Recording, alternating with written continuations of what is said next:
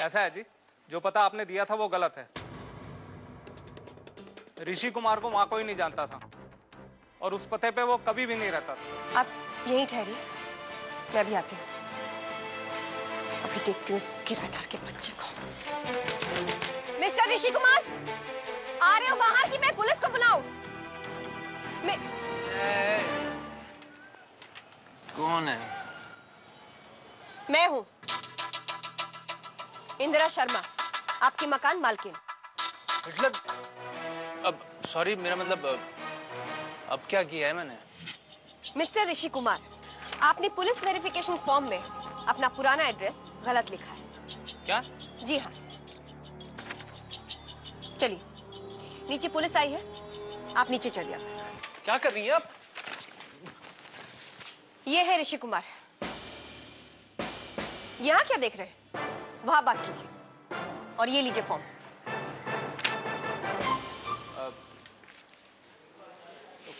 कहाँ चेक किया आपने?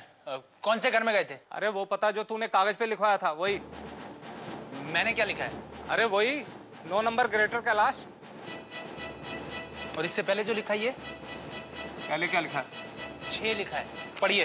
अरे हाँ, कुछ लिखा तो है, मिटा हुआ है, लेकिन पढ़ने में नहीं आ रहा।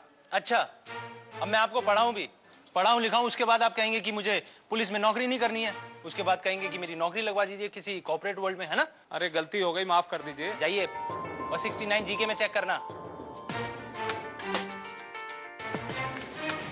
ये क्या सुन रहा मुन्ना भाई, आप और नौकरी करोगे? अरे करनी पड़ेगी राजू, कई बार कुछ बड़ा करने के लिए ना कोई छोटा मोटा काम करना पड़ता है। तेरी नहीं बात समझ में आएगी, लेकिन एक बार मैंने 1 महीने के लिए अच्छे से नौकरी निभा दी ना, तो उसके बाद इंदिरा मम्मी के साइन करके घर के वो जो होते हैं ना, क्या पावर के पेपर होते हैं, मेरे नाम कर देगी वो। तो इसका मतलब वो घर आपका हो जाएगा? और नहीं तो क्या। उसके बाद मुन्ना भाई बन जाएंगे, मुन्ना सेठ। आई बात समझ में? वो कैसे मुन्ना भाई? वो ऐसे है कि मेरे जो डैडी हैं वो कर रहे थे प्लानिंग घर को बेच के किसी बिल्डर को उस पे शॉपिंग का हिसाब किताब बनाने की। तो मैंने सोचा कि बेटे को तो बाप से 1 कदम आगे होना चाहिए ना,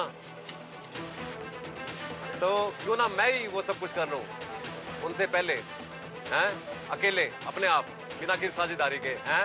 हम भक्तों को मत भूल जाना, हम तो आपके सारे मुन्ना भाई। वकील साहब, आपने पेपर्स तो पढ़ ही लिए होंगे और आपको सिचुएशन पता लग गई होगी। अब आपकी क्या राय है ये बता दीजिए। घर तो माँ के नाम पे है और... जी मैं समझ गया हूँ, ये स्त्री धन है उनका, और अगर सिर्फ वही चाहें तभी ये प्रॉपर्टी किसी के नाम पर ट्रांसफर हो सकती है। अपने आप तो ये प्रॉपर्टी उनके पति के नाम पे ट्रांसफर नहीं हो सकती।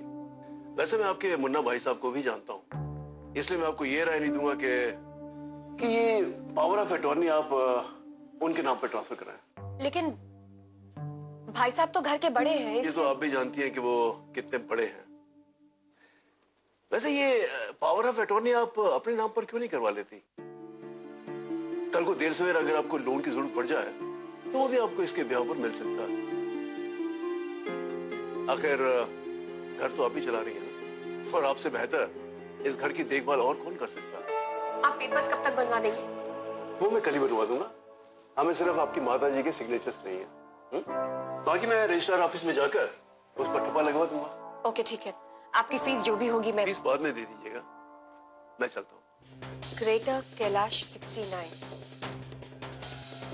उस किराएदार ने यही एड्रेस बताया था। सुन, मैं बोल रहा हूँ, पुलिस वाले आएंगे मेरे बारे में पूछने, समझा? संभालना। हाँ संभाल लिया।